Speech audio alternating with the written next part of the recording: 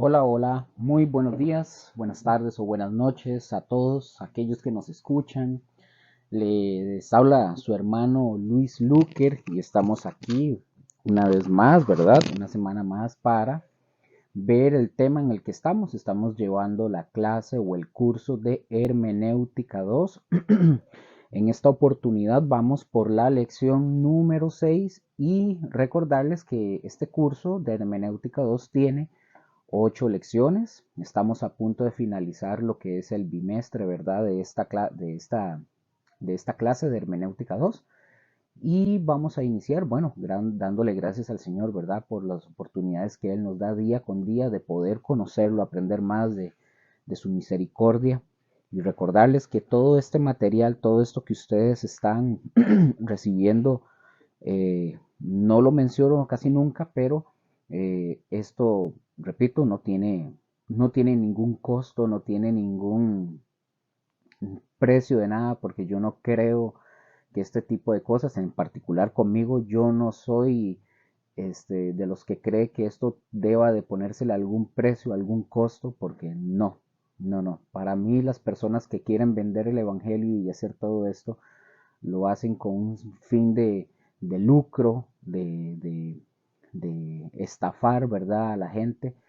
Y nosotros no creemos en eso, ni en la congregación de nosotros, ni mucho menos yo, ¿verdad? Creo en que esto deba de ponérsele un precio. Nada, nada de lo que tenga que ver con la palabra de Dios debe de venderse, debe de dársele precio, debe de ser dado por gracia, por amor.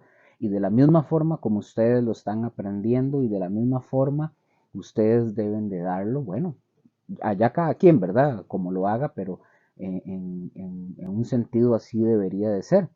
Pero por mi parte, nosotros lo hacemos voluntariamente por amor, ¿verdad? Para que la gente pueda aprender, salir de la ignorancia y puedan predicar el evangelio también. Entonces, nosotros no le ponemos precio a eso. Esto no tiene precio. No podemos vender algo, ni mucho menos los discipulados, ni las enseñanzas, ponerles un precio. Aunque uno haya tenido que pagar un precio, no significa que nosotros tengamos que ponerle precio monetario por dar algo que el Señor nos dio a nosotros por amor y gratuitamente. Bueno, vamos a empezar. Estamos en Hermenéutica 2 y en esta lección vamos a ver el título, ¿verdad? Para los que lo están anotando, vamos a ver el tema 6, que es metáforas y figuras de dicción. No adicción, ¿verdad? Por aquello. Figuras de dicción. Entonces, vamos a iniciar. Y como dije, anteriormente estábamos viendo lo que eran las figuras de comparación y habíamos dicho, dicho y visto que la primera figura de comparación que vimos se llama el símil. El símil, ¿verdad? Vimos algunos ejemplos con respecto al símil. Entonces, y vamos a seguir con más ejemplos con esta para poder terminarla, para que nos quede bien claro. Y vamos a ver Apocalipsis capítulo 21, versículo 2. Vamos a ver Apocalipsis para ver un ejemplo de símil. Apocalipsis 21, 2. Dice Apocalipsis, dice, y yo Juan vi la santa ciudad, la nueva Jerusalén, descender del cielo de Dios, dispuesta como una esposa ataviada para su marido. Ahí ustedes pueden encontrar perfectamente el símil, ahí lo vimos, y yo hice un énfasis ahí, es el cómo, como una esposa. Ahora, ese como, recuerden, es la conjunción que básicamente es la diferencia con otro que vamos a ver que es otra figura de comparación. Cuando dice como una esposa, esta comparación en este caso se refiere a todos los redimidos del Señor, es decir, su iglesia, ¿verdad? Que ha sido preparada, glorificada y presentada en pureza para vivir en la eternidad, al lado obviamente de su marido Jesucristo. La figura aquí es como una esposa, esa es la figura. Y yo pregunto, ¿cómo va una esposa cuando se va a casar? Cuando una esposa se va a casar, una mujer se va a casar, va con el pelo todo desgreñado, va con el vestido manchado, con parches, con las axilas en el vestido amarillas, sin pintar. No, ¿verdad que no? No llega sin un diente, no llega con un ojo pintado y el otro no. No, para nada, ¿verdad? Más bien llega a todo lo que pueda dar, ¿verdad? El vestido que no se le manche, que sea lo más blanco posible, bien arregladita, perfumadita, con escarcha en la piel, que, todo ese tipo de cosas. Bueno, esa es justamente la figura que se refiere a los redimidos del Señor. A eso se refiere cuando dice como una esposa ataviada. Vamos a ver en Hechos, capítulo 1, versículo 15, otro ejemplo más de esta figura de comparación que se llama símil, ¿verdad? Dice Hechos 1:15. En aquellos días, Pedro se levantó en medio de los hermanos y los reunidos eran como 120 en número. Ahora, quiero que presten muchísima atención. Noten que aquí hay un símil, porque hay una conjunción. ¿Y cuál es la conjunción? ¿Cómo? Es decir, nosotros cuando leemos este texto a veces decimos que hay 120. Y si ustedes prestan bien atención a la escritura, no dice que habían 120. Dice que habían como 120. ¿Qué quiere decir este símil? Bueno, esta es una comparación que nos está mostrando que no eran solamente, los 12 discípulos, pero eran menos pero eran menos, digamos, que eran menos de una multitud. O sea, nosotros nos basamos, y si ustedes se han fijado, pero nos basamos y decimos que si eran realmente 120 los que estaban en el aposento alto, pero no, el texto dice cómo, cómo 120. Entonces, es solo una figura de comparación, o sea, es un aproximado, pero no son ni los 12 discípulos, pero tampoco son una gran multitud. Es decir, es un aproximado el que nos está dando a entender nada más. Es decir, eran como 120. Podían ser 150, podían ser 110, podían ser 100, podían ser... Pero están dando un aproximado. No está diciendo que eran literalmente 120 personas. Está diciendo como 20. Entonces, para que nosotros podamos prestar atención a ese tipo de expresiones cuando nosotros las encontremos en la Biblia. No eran 120, eran como 120 personas. Es como cuando nosotros vemos un ejemplo en una iglesia o en un concierto, que vemos una multitud de personas y uno dice, bueno, aquí pueden haber reunidas unas 4,000, como 4,000 personas pueden haber, pero no es que hay 4,000, pueden haber más, menos, pero uno hace un estimado más o menos. Eso es lo que está pasando, digamos, en este caso de este texto. Bueno, vamos a pasar a otro. Vamos a ver otro que está en el Salmo 103, versículo 11. Salmo 103, versículo 11. Y quiero que quede bien claro, porque después de esta viene otra figura de comparación muy parecida, pero hay una diferencia. Y nosotros dijimos que en esta figura de comparación, ¿cuántas características se le pueden sacar? En este caso, acuérdense que solo una, no podemos sacar muchas. Hasta vimos incluso un ejemplo de cómo sacar mal muchas características cuando nada tiene que ver con lo que está diciendo el autor. Bueno, vamos a ver. Salmo 103, versículo 11 y versículo 13. No vamos a ver el versículo 12, por eso dije Salmo 103, versículo 11 y brincamos al versículo 13. Dice, versículo 11, porque como la altura de los cielos sobre la tierra, engrandeció su misericordia sobre los que le temen. Versículo 13. Como el Padre se compadece de los hijos, se compadece Jehová de los que le temen. Ahí ustedes pueden notar que ahí encontramos dos símiles en ambos textos, en ambos versículos. El primero dice, como la altura abre la tierra en gran, perdón, que dice, como la, me perdí, disculpen, aquí está. como la altura de los cielos sobre la tierra, engrandeció su misericordia. Ese cómo, que es una figura de comparación, nos está mostrando a la primera la grandeza de la misericordia de Dios para los que le temen. Es lo único que nosotros tenemos que pensar en ese sentido y no debemos pensar más allá, ¿verdad? Acuérdense que es una característica. No está hablando de la altura o lo grande de eso entre el cielo y la tierra. No habla de ese tipo de grandeza, para que lo tengan ahí claro. Con el segundo, cuando dice, como el Padre se compadece de sus hijos, ¿qué nos está mostrando esta? Bueno, nos muestra la compasión de Dios hacia sus hijos espirituales. Esa es la comparación entre lo que se está diciendo y la relación de Dios hacia los que le temen. Ahí, por eso les digo, es una característica, no podemos sacar más. Vamos a otro. Isaías capítulo 1, versículo 18. Voy a darles este último ejemplo de esta figura de comparación. Y si se fijan, cómo esta clase nos mete en cosas prácticas, porque así es la hermenéutica, de hacerlo práctico.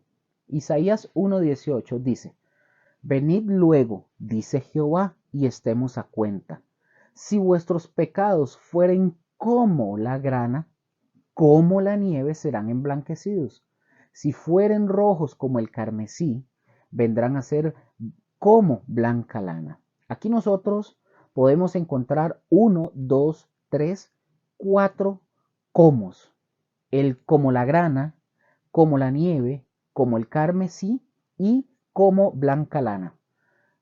Dos son con el mismo sentido y los otros dos también son con el mismo sentido. Ahora, en este pasaje, las comparaciones o semejanzas que se nos está presentando aquí es que aquellas personas que se arrepientan de corazón, hablando de verdad, a los que aquí o los que estén a cuentas con Dios, nos está ilustrando que pasaremos de un estado de suciedad o de vileza y de contaminación a un estado de pureza y de limpieza de nuestros pecados. Esa es la comparación que se está utilizando.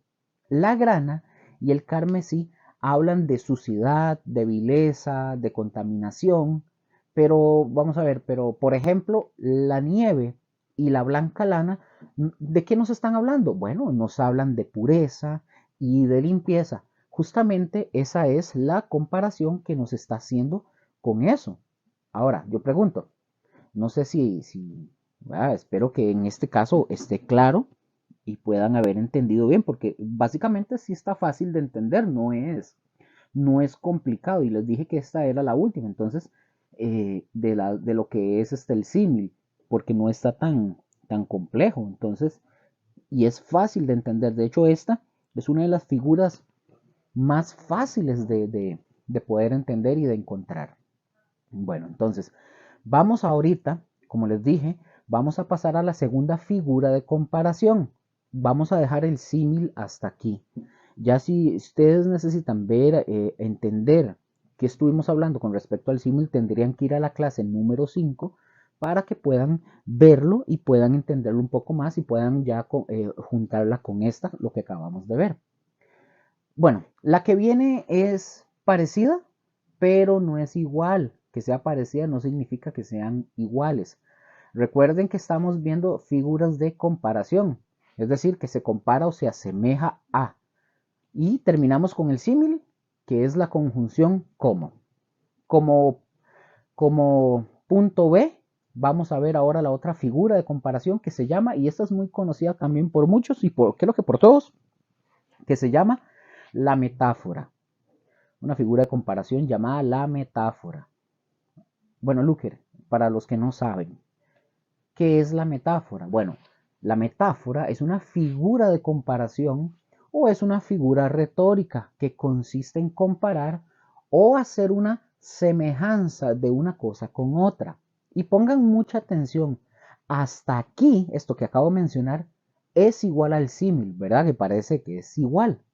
Es muy parecida a la definición. Ambas son figuras de comparación, son figuras retóricas, que se compara una cosa con otra. Pero la diferencia entre la metáfora y el símil es que la metáfora, pongan atención, es que la metáfora no tiene la conjunción como. Esa es una diferencia. Pero también hay otra cosa muy importante en la metáfora y que en la metáfora encontramos varias características, no solo una. Varias pueden ser las características que se aplican y puede ser desde una hasta varias. No hay un número determinado para que ustedes lo tengan en claro. Pero la metáfora, aunque tiene muchas características, la metáfora tiene esto, son 3 puntos para que lo anoten. La metáfora, aunque tiene muchas características, quiero que recuerden que el símil, las características con lo que la podemos comparar es con una sola cosa. En cambio, la metáfora, aunque tiene muchas características, la metáfora es, número 1, es breve, es vigorosa y es aguda su comparación. Repito estos 3 puntos. La metáfora es breve, es vigorosa y es aguda su comparación. Es decir, o ¿qué quiere decir esto? Que llama la atención, llama poderosamente la atención. Por ejemplo, vamos a ver un ejemplo. Vamos a ver Deuteronomio capítulo 32, versículo 4. Y ya vamos a entrar a los ejemplos para poder conocer este tipo de metáfora que es diferente al símil. Deuteronomio 32:4, este es el cántico de Moisés por la liberación de Dios y todo lo que Dios había hecho. Y dice, Deuteronomio 32:4 dice, Él es la roca y cuya obra es perfecta, porque todos sus caminos son rectitud, Dios de verdad y sin ninguna iniquidad en él. Es justo y recto. Si ustedes prestan atención, ¿dónde dirían ustedes que está la metáfora? Está fácil porque se nota, se hace ver. Bueno, la metáfora es la roca. Ahí está la figura de comparación que se está utilizando en el versículo, de donde se trata de hacer una comparación o una semejanza de la roca con Dios. Aquí está hablando de Dios, así que por lo tanto se hace esa comparación. Ahora, hasta aquí, y fíjense bien, cómo aquí es diferente que el símil. Esta metáfora de la roca nos da a entender, vamos a ver, vieron que no dice cómo, ¿verdad? Ahí está diciendo, Él es la roca, o que Dios es la roca, pero nos da a entender lo inmovible, lo estable, lo fuerte y lo firme que es Dios en cuanto a su obra, que es que es justamente lo que está alabando Moisés en ese sentido. Moisés está alabando la obra de Dios porque dice, ahí mismo en el versículo 4 dice, porque todos sus caminos son rectitud. Dios de verdad sin ninguna iniquidad en él, iniquidad. Él es justo y recto. Tu obra es perfecta. Él es la roca cuya obra es perfecta. Entonces, cuando nosotros decimos Él es la roca, nosotros estamos diciendo que Él es inmovible, que Dios es un Dios inmutable. Aquí inmovible tiene que ver con la inmutabilidad de Dios, es decir, que no cambia, Él no se mueve. Por nada del mundo Él se mueve, Él es estable, Él es fuerte, Él es firme. Eso es lo que se nos está presentando de Dios aquí, ¿verdad? En ese texto.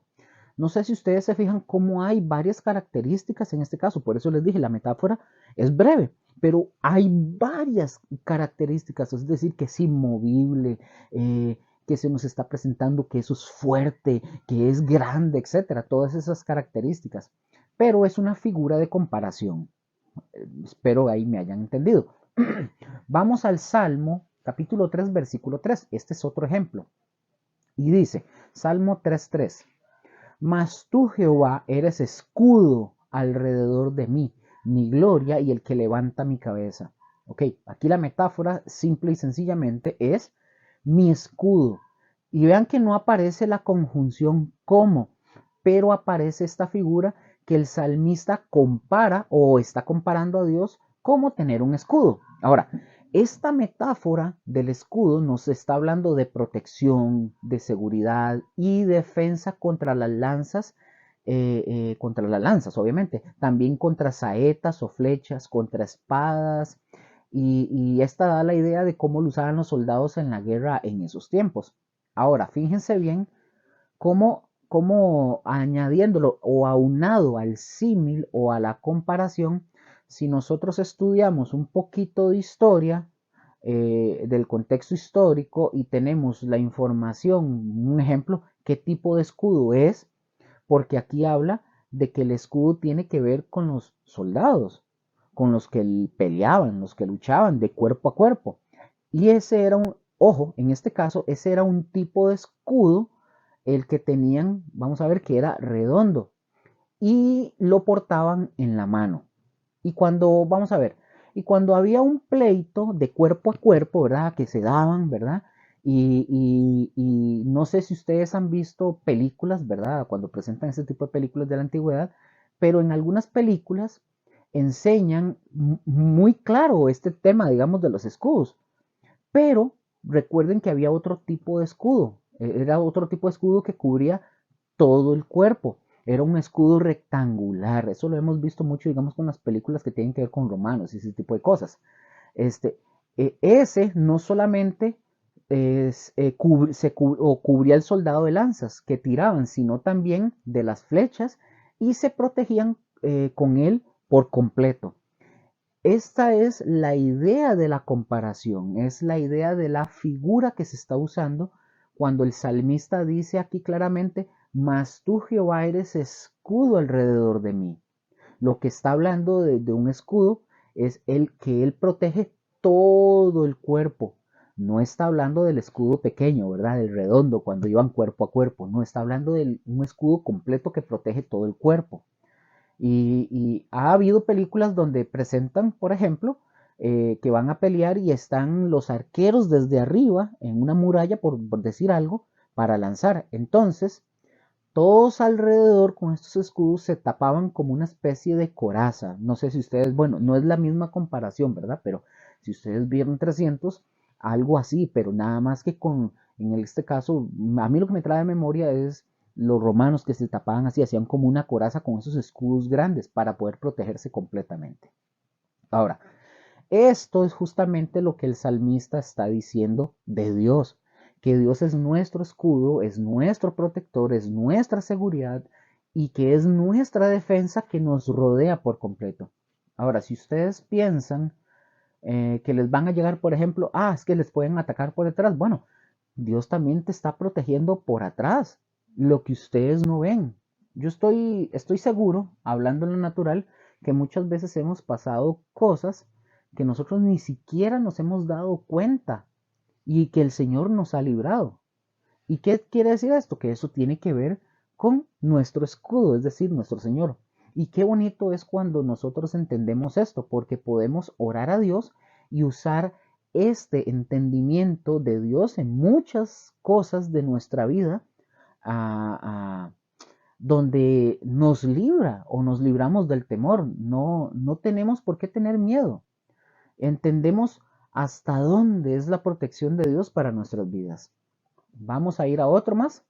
Vamos al Salmo 18, capítulo 18, versículo 2. Este es otro ejemplo. Aquí va a ser algo diferente y ustedes lo van a notar poderosamente. Aquí la forma de usar las metáforas cambia y se van a dar cuenta por qué. Salmo 18, versículo 2 dice, Jehová, roca mía y castillo mío y mi libertador, Dios mío, fortaleza mía, en él confiaré. Mi escudo y la fuerza de mi salvación, mi alto refugio. Vean qué interesante porque aquí cuántas metáforas podemos encontrar. Aquí encontramos, yo las voy a contar, 1, 2, 3, 4, 5, 6, 7 metáforas. Vamos a ver cuáles. mi alto refugio, mi libertador, que también es una metáfora, son 7. En este caso, vamos a ver un momento, en este caso cuando el salmista está usando tantas metáforas, aquí a la metáfora no le podemos añadir muchas características. Quiero que noten eso, cuando son muchas, no le podemos añadir muchas características, porque ya tiene un sentido. Por ejemplo, la primera, mi roca, bueno, tendría que ver con la firmeza o con mi firmeza, con mi estabilidad. Son dos características. Pero cuando el salmista dice, Jehová, roca mía, es como decir, Señor, tú eres mi firmeza, tú eres mi estabilidad. Luego dice, mi castillo. Esto tiene que ver con un lugar fuerte, donde es difícil que el enemigo pueda entrar para vencerte. Mi castillo hace relación con la presencia de Dios. Es como eran los castillos, eran lugares fuertes, que eran difíciles. Muchas veces que el enemigo pudiera vencer en un castillo, ¿verdad? Era muy difícil. Por ejemplo, también en mi castillo hay varias cosas que otra vez, si buscamos el contexto cultural y entendemos cómo eran los castillos de antes, nosotros comprenderemos mejor lo que está diciendo el salmista. Luego, por ejemplo, en el caso de mi libertador, tiene que ver con quién nos salvó o quién nos rescató. ¿Y de quién nos salvó? El Señor. ¿De quién nos rescató nuestro Dios? Bueno, del pecado y de todos nuestros enemigos. De eso es lo que está hablando. Luego habla de mi fortaleza, que se refiere en este caso a las murallas que eran las fortalezas. Acuérdense de esto. Una cosa era el castillo que estaba adentro y otra cosa eran las fortalezas, las murallas.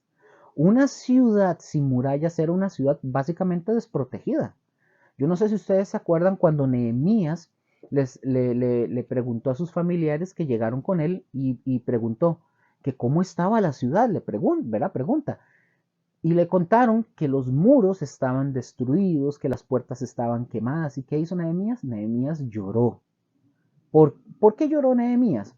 Porque él sabía que una ciudad así era una ciudad totalmente desprotegida, completamente. Era más fácil, era más fácil de vencer, muy, muy fácil. Cuando habla de fortaleza, lo que habla es de murallas, pero también nos está dando a entender a nosotros en la comparación de fuerza o de mi fortaleza, es decir, Señor, tú eres mi fuerza, no me pueden vencer fácilmente las circunstancias de la vida. Tú eres mi fuerza. Dios es nuestra fuerza. Eso es lo que quiere decir. Luego dice mi escudo que tiene que ver con protección y cuidado en este caso, que nos guarda de todo mal.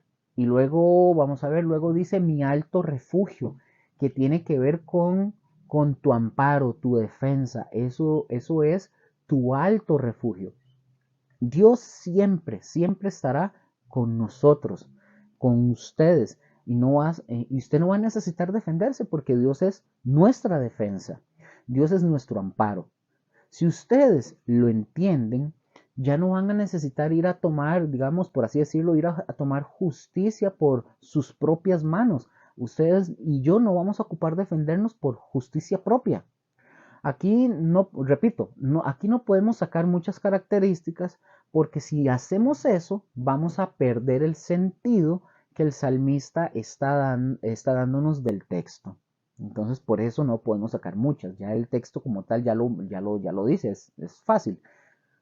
Otro texto, Juan 6:35, y aquí ya vamos al Nuevo Testamento, aquí también hay muchas metáforas. La Biblia está llena de metáforas. Juan 6:35, y vean qué importante es saber manejar todo esto porque nos ayuda muchísimo. Dice Juan 6:35, Jesús les dijo, yo soy el pan de vida. El que viene a mí nunca tendrá hambre y el que en mí cree no tendrá sed jamás. Aquí la metáfora está sencilla, es el pan de vida, ahí encontramos esa metáfora, yo soy el pan de vida. Jesús, recuerden algo, Jesús no es un pan literalmente, Así que el pan esta palabra o esta frase, el pan, se está usando como una figura de comparación, es una semejanza, ¿verdad? En este caso, nos enseña que Jesús es nuestro alimento espiritual, que nos proporciona vida eterna, pero también ese pan nos nutre, nos da fuerza, nos sacia, nos vigoriza, nos da salud. Todo eso hace el pan en lo físico, ¿verdad?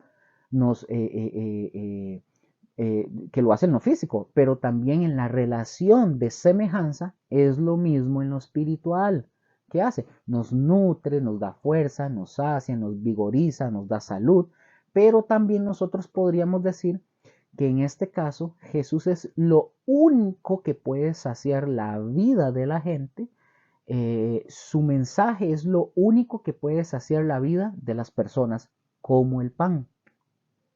Vamos a ver otro texto en Juan 8:12. Juan capítulo 8, versículo 12. Y dice Juan 8:12. Otra vez Jesús les habló diciendo, yo soy la luz del mundo. El que, el que me sigue no andará en tinieblas, sino que tendrá la luz de la vida. ¿Ok? Aquí es interesante porque ¿cuál sería la metáfora? Bueno, yo soy la luz del mundo. Ahora, esta metáfora de comparación nos está enseñando que así como la luz alumbra y nos permite ver las cosas, Jesús de esa misma manera, en lo espiritual, nos da a conocer todo lo escondido de Dios, lo de su reino. Pero también al decir yo soy la luz, habla de cómo Jesús ilumina nuestro corazón o cómo iluminó nuestro corazón, pero también cómo como luz iluminó nuestro entendimiento para entender la verdad del Evangelio y también como luz podríamos pondríamos en la metáfora, podríamos decir en la metáfora que Jesús iluminó nuestro entendimiento para conocer nuestra condición de pecado, que se compara también con la oscuridad, ¿verdad? En el tema del pecado. Por ejemplo, aquí también podríamos decir en el versículo 12 que otra metáfora son las tinieblas. Dice que no andará en tinieblas.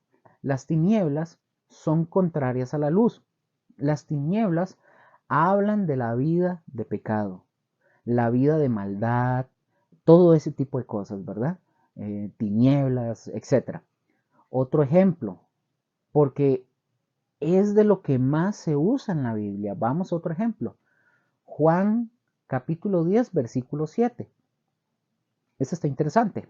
Juan 10:7 dice, volvió pues Jesús a decirles, de cierto os digo, yo soy la puerta de las ovejas. Ahora, ¿cuántas metáforas podemos encontrar aquí? Bueno, aquí vamos a encontrar dos metáforas. Una es yo soy la puerta y la otra las ovejas. Aquí nos hace la comparación yo soy la puerta y las ovejas, lógicamente se está refiriendo aquí a un solo o a una sola característica que se refiere a los creyentes, esa es la oveja. Pero cuando dice yo soy la puerta, nos está mostrando cómo a través de Jesucristo nosotros entramos a la salvación, pero también entramos a la bendición de Dios. La puerta también nos habla de entrar para alcanzar madurez. La puerta también nos habla y nos hace referencia, porque, oigan, todo esto tiene que ver con la vida de Jesús. Desde que nosotros conocemos a Jesús, esa es la entrada a todas estas cosas. ¿A cuáles? La salvación, la bendición, la luz, los dones espirituales, etcétera, etcétera. Esa es la puerta, eso es lo que quiere decir. Ahora, esa es la metáfora. La comparación, una puerta habla siempre de entrada a algo, ¿verdad? Entras, por ejemplo, a una casa, entras a una oficina, entras a un salón de clases, etcétera, etcétera. Es todo lo que hablamos, es la entrada, pero en este caso es la entrada a la salvación, es la entrada a la bendición de Dios, la entrada para alcanzar la madurez, para los dones espirituales y muchas otras cosas más. que al final de cuentas no puedo alcanzar a mencionar, ¿verdad? Porque es mucho. Otra más. Juan 10:11, ahí mismo, una metáfora más. Juan 10:11 dice, yo soy el buen pastor, y el buen pastor su vida da por las ovejas. Otra vez aquí encontramos dos metáforas. Otra vez las ovejas, y ya sabemos a quién se refiere, pero luego el buen pastor, ¿verdad? Que eso, primero, ya sabemos a qué se refiere las ovejas, pero luego viene el buen pastor. Esto es otra metáfora. Esta metáfora, la comparación o la semejanza es mostrarnos cómo Jesús es nuestra guía, es quien nos conduce a verdaderos alimentos, es el que nos apacienta, nos disciplina, el que nos cura de nuestras heridas. Obviamente nos volvemos a lo mismo. Cuando encontramos metáforas como estas, si nosotros estudiamos un poco más, y recuerden, no debemos profundizar mucho, recuerden que dijimos que la metáfora debe ser breve, vigorosa y aguda, es decir, podemos estudiar algo sobre un pastor en lo natural, todo lo que hace un pastor con las ovejitas, y nos da una idea precisamente cuando Jesús está diciendo yo soy el buen pastor. Las ideas principales que encontramos de un pastor hacia las ovejas y es que el pastor guía a las ovejas. Y la característica que encontramos de un pastor hacia sus ovejas es que el pastor, como dije, lleva a las ovejas a los mejores pastos, como bien lo dice el Salmo 23. Jehová es mi pastor y nada me faltará, en lugares de delicados pastos me hará descansar. Esa es la función de un pastor. Hay características que quedan en este caso en semejanza con Cristo, como lo hace con los creyentes. Nosotros básicamente somos sus ovejas. Él nos guía, Él nos conduce a verdaderos alimentos, Él nos apacienta. Pero también el pastor disciplina a sus ovejas. Eso es importante, disciplina a sus ovejas. Cuando una ovejita no entiende o no quiere entender, pues viene el pastor y ¿qué hace el pastor? La toma y le quiebra la patita. Y a veces el Señor nos tiene que quebrar o quebrantar, por así decirlo, a las ovejas que somos nosotros, para que podamos entender como sus ovejas. Pero también, bueno, aunque a veces las ovejitas, hablando en lo natural, les quiebran las patitas para que entiendan y después de que ya son curadas y etcétera, ya entienden. Pero a veces las ovejitas en el cristianismo, aunque les quiebren las cuatro patitas y vuelven otra vez a caminar, no queremos entender. Interesante, eso hay que prestarle atención. Pero también el pastor cura, como dije, las heridas de sus ovejas cuando están heridas. Él cura sus heridas. Esto es lo que hace el Señor con nosotros. Santiago 3:6, esta es otra metáfora y dice, Santiago 3:6, y la lengua es un fuego, un mundo de maldad. La lengua está puesta en nuestros miembros y contamina todo el cuerpo e inflama la rueda de la creación. Y ella misma es inflamada por el infierno. Aquí la comparación o la metáfora está al principio cuando dice la lengua es un fuego. En lo literal, la lengua no es un fuego, ¿verdad? En lo literal. Pero en la comparación y la semejanza que le están dando, es que la lengua puede producir tanto daño como lo hace el fuego. Es decir, una lengua sin control causa terribles daños y destruye vidas, como lo hace el fuego, ¿verdad? Sin control. Por eso se compara la lengua con un fuego. Bueno, así es la lengua. Y cuando menos uno se lo espera, nosotros podemos destruir una vida y dañamos una vida, afectamos una vida y eso, a eso se está refiriendo. Esa es la comparación. En este caso no es mucho lo que hay que hablar. Obviamente el fuego hace varias cosas, pero hay que tener cuidado aquí de no sacar tantísimas ideas porque a veces nos podemos salir, ¿verdad?, de lo principal, de la idea principal. Vamos a ver. Vamos a ver Gálatas 4:19. Gálatas 4:19.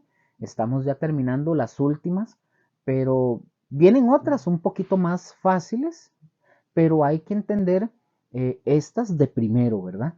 Gálatas 4:19 dice, hijitos míos, por quienes vuelvo a sufrir dolores de parto hasta que Cristo sea formado en vosotros. O sea, ¿cuál metáfora podemos ver ahí, Luker? Bueno, la que encontramos ahí es dolores de parto. Esto a lo mejor las mujeres que ya han tenido hijos y hablan de nosotros y dicen, no, hombres, ellos no saben lo que es eso, evidentemente. Aquí se está usando la comparación de sufrir dolores de parto al dolor que Pablo sentía por los creyentes de Galacia, para que fueran fieles a Dios. Pablo lo que está diciendo es que sufría esos dolores de parto por estos hermanitos, ¿verdad? Esta es una carta muy, pero muy tremenda porque se estaban desviando los Gálatas después de que Pablo los había ya fundado. Y Pablo dice que él ahora está sufriendo dolores de parto por ellos y su fidelidad a Dios. Y vamos a ver su fidelidad a Dios y no, sí, dice que Pablo ahora estaba sufriendo dolores de parto por ellos y su fidelidad a Dios y que no dejarse engañar por los falsos apóstoles. En eso eran sus dolores de parto, es lo que él está diciendo. Eran como dolores de parto, no eran, es como, es una figura de comparación. Para las que ya han sido mamás, hago esta pregunta. Eso es una experiencia dolorosa, pero al mismo tiempo es una experiencia maravillosa de tener un bebé o un hijo, ¿verdad? Pero cuando están en el parto, duele, son fuertes los dolores. Pues bueno, mi esposa, cuando ella estuvo en el proceso, ¿verdad?, de dar a luz a nuestra hija, ella no tuvo muchas contracciones, ni mucho dolor, ni nada, pero cuando estábamos en el hospital yo pude ver a algunas mujeres que sí gritaban y les dolía, era algo tremendo. Yo no puedo entender ni puedo saber qué es eso, pero con solo verlo me doy cuenta que es una experiencia dolorosa. Bueno, entonces, imagínense para los que han sido padres, papás, hombres, que han visto esa experiencia, que no han pasado por ese dolor, obviamente nunca lo vamos a pasar, pero, pero si lo han visto, imagínense el dolor para las mujeres, en este caso, el dolor que Pablo sentía, que es lo que él está expresando, que es tan fuerte su dolor por estos creyentes, para que no fueran engañados por los falsos apóstoles y que se mantuvieran fieles a Dios. Ese era el sufrimiento que él tenía. Justamente eso. Y por último, en este vamos a ver Miqueas capítulo 7 versículo 19. Es el último ejemplo. Recuerden, hay muchísimos. Y ahora que ustedes están aprendiendo, esto le va a tocar al leer un pasaje, ustedes van a encontrar muchas cosas de las que estamos ahorita hablando. Miqueas 7:19 dice, Él volverá a tener misericordia de nosotros, sepultará nuestras iniquidades y echará en lo profundo del mar todos nuestros pecados. Bueno, aquí las metáforas están sepultar nuestras iniquidades y en el mar echará nuestros pecados. Son dos comparaciones. Aquí se está comparando o asemejando la sepultura con el perdón de nuestros pecados. ¿Qué pasa cuando se sepulta a un ser querido? Y básicamente se llega a olvidar. Esa es la realidad. Pasa el tiempo y eso es así. Así es. No hay que agregarle nada. Es así. Uno no se queda, ¿verdad?, en la tumba por 20 años llorando a la persona, al papá, a la abuela, al tío. No. Uno no se queda llorando por 20 años ahí en la tumba. Esa es la verdad. Y para que vean, así es como es la sepultura. Así es el perdón de pecados hacia nosotros. Es decir, Dios se olvida de nuestros pecados y nos perdona. Y Él no te va, vamos a ver, Dios no te va a estar recordando nuestros pecados así constantemente. Decir, es que usted hizo. No. Pero esto es lo que quiere decir. Y luego, cuando dice que habla de lo profundo del mar, aquí ya está hablando también que quitará nuestras culpas de tal forma que éstas son alejadas lo más lejos posible de nosotros. Y Dios, otra vez, habla del olvido de nuestros pecados. Eh, yo espero que hayamos entendido, ¿verdad?, de estas figuras de comparación, porque ya con esta, como dije, terminábamos, porque vamos a pasar a otro tipo de figuras. Vamos a otro tipo de figuras. Vamos a conocer, ojalá, que haya quedado claro con el tema de la metáfora y el símil, pero vamos a conocer ahora, en esta oportunidad, vamos a conocer las figuras de dicción, como lo lleva el título, metáfora y figuras de dicción, que lo acabamos de ver, metáfora. Figuras de dicción. Y recuerden que estamos viendo lo que es el lenguaje figurado, que es el punto A8. Y la primera figura de comparación, las dos primeras que vimos fue el símil y la metáfora. Son figuras de comparación. Ahorita vamos a entrar con esta es poquita para luego en la siguiente lección continuar. Figuras de dicción. Aquí hago una pregunta. ¿Qué es la dicción? No la adicción, sino la dicción. Aquí se los digo. La dicción consiste en la articulación de los sonidos del habla, es decir, el cómo usamos las palabras para formar frases, ya sea hablando o escribiendo. Pronunciación, articulación, vocalización, enunciación, expresión. Eso es la dicción. Vamos a empezar con la primera figura de dicción. Ahí pueden ponerle como un punto adicional abajo, punto A, punto 1, guión, como ustedes quieran ponerle. El pleonasmo. Pleonasmo. El pleonasmo, punto A. El pleonasmo. Pleo es con P, ¿verdad? P-L-E-O-N-A-S-M-O.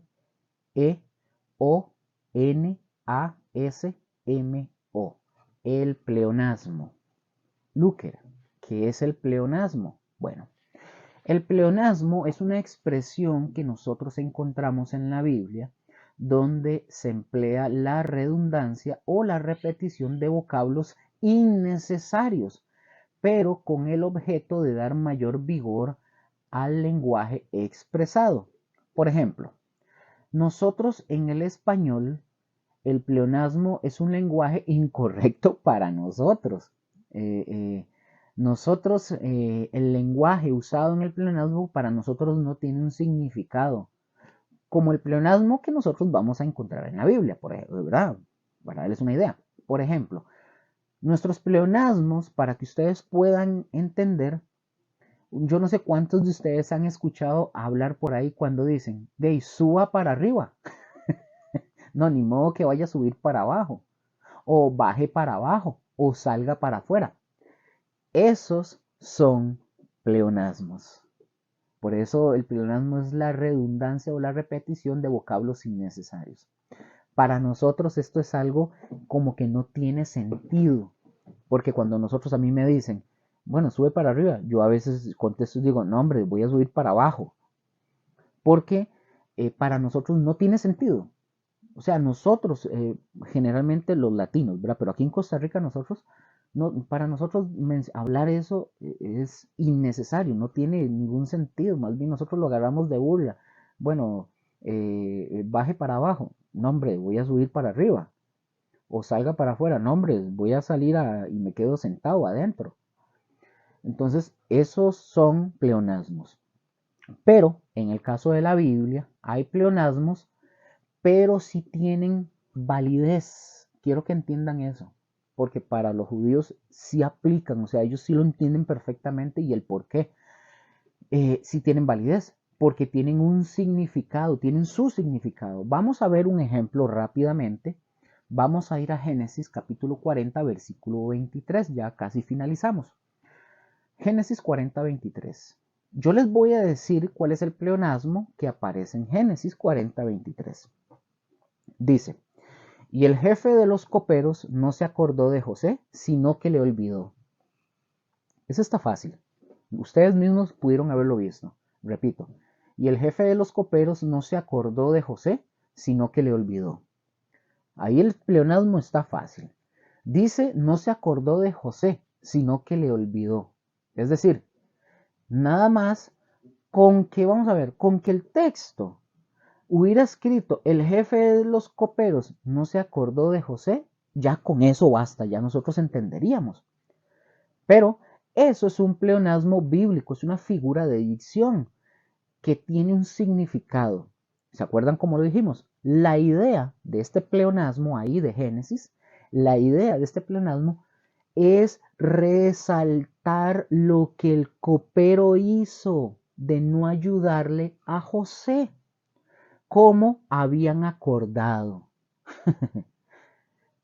Así ellos habían acordado. Él le había dicho, acuérdese que cuando usted salga y sea libre, háblele al faraón de mí. Ese era el acuerdo que tenían, que al salir de la cárcel, por haberle revelado el sueño al copero, el copero, en buena y sana teoría, debía de ayudarle con el rey para que lo sacaran de la prisión. Eso era todo, nada más. Entonces, y con eso termino, es resaltar ese punto que el copero se le olvidó, como cuando dicen se le hizo un favor, pero ya se le olvidó el favor que se le hizo. Así pasó con el copero. Bueno, mis hermanos, aquí terminamos. Acuérdense que estamos empezando con esta figura de dicción que es el pleonasmo. En la siguiente lección vamos a tocar un poquito más respecto al pleonasmo y a otras más que nos faltan, ¿verdad? Y vamos a aprender bastante, de verdad, vamos a aprender bastante con, con todo esto que encontramos en la escritura, ¿verdad? Cosas que por lo general, cuando no sabemos o no tenemos el conocimiento, ignoramos o no prestamos atención. Entonces les agradezco por su atención, de verdad. Agradezco por su atención. Échenle ganas, sigan aprendiendo, no aflojen. Y más allá de seguir aprendiendo y tenerlo guardado, aplíquenlo, aplíquenlo, practíquenlo, enséñenlo bien, sin forzar, sin obligar, pero para que ustedes puedan tener un luz, ¿verdad?, en todo esto. Les agradezco y les bendigo en el nombre de nuestro Señor y nos escuchamos en la próxima. Hasta luego.